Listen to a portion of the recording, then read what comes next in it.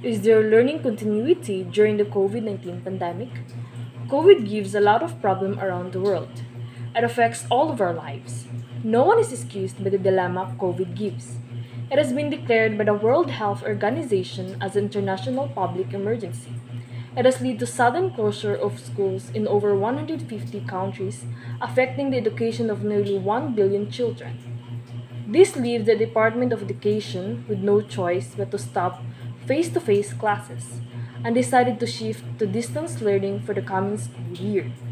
But the question is there learning continuity during the COVID 19 pandemic? Others claim that there's a learning continuity in the new learning system, that the students learn more online than doing face to face classes. Study shows that on average, students retain 25 to 60% more material when learning, compared to only 8 to 10% in the classroom. That most students learn faster online because they own their time, learning in their own pace. The benefit of online courses is that they provide a bit distance, allowing every student to adjust to their preference for classes participation. Have the freedom to jump into discussions when you are ready. However, there's a study that shows that students learn more when they're actively engaged in classroom than in a passive lecture environment. It shows that a student's scores on independent tests of learning is lower than those in actively taught classrooms. Students in active classes perceive that they learned less, while in reality, they learned more. In addition, UNICEF estimates that there are 51% of students that have an access through online learning. Take Kenya for example. Approximately 60% of students have access to radios at home, yet only 19% of learners have listened to educational radio broadcasts. As you can see, most of the students can afford access and equipment, but we can't deny the fact that it can't be the basis of students' learning. Access to internet doesn't mean learning. Furthermore, continuity learning is equals to interest in learning. In order to learn, you must have an interest to learn first. The PIE blog conducted a survey according to current students taking online classes. They were asked about their experience so far, and they gave it an average rating of 2.9 out of 5. Here's another example.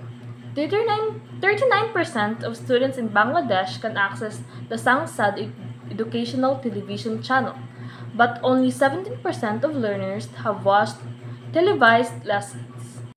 Moreover, learning requires a lot of time.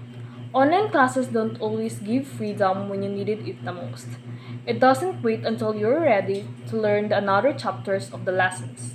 It will come non-stop whether you're ready or not. Learning needs a lot of time to absorb the topic. Talking from my own experience, I don't have enough time to remember the prior lessons since I need to move on fast to answer the new sets of modules. DNC said, wherefore now let every man and woman learn, and learn in all diligence, for he or she that learns not shall not be counted worthy to stand. Learning needs a lot of time, but online learning doesn't give enough. Additionally, learning requires participation. A lot of students who drop out because of the difficulty to adjust in the new way of learning. A recent study found that of those who register for a course, 52% never even look at the courseware.